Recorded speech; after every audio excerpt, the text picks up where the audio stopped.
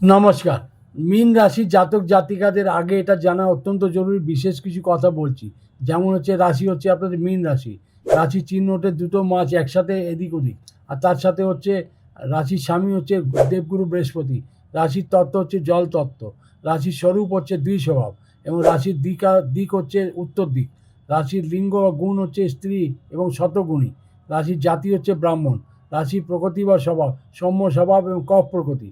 রাশির অঙ্গ হচ্ছে কি দুটো চরণ যুক্ত। তার সাথে হচ্ছে অনুকূল রত্ন হচ্ছে আপনাদের পোখরাজ। আর উপরত্ন হচ্ছে আপনাদের টোপাজ। তার সাথে হচ্ছে অনুকূল ধাতু হচ্ছে সোনা। আর অনুকূল রং হচ্ছে হলুদ। তারপর হচ্ছে মানে শুভ দিবস দিন হয় বৃহস্পতিবার।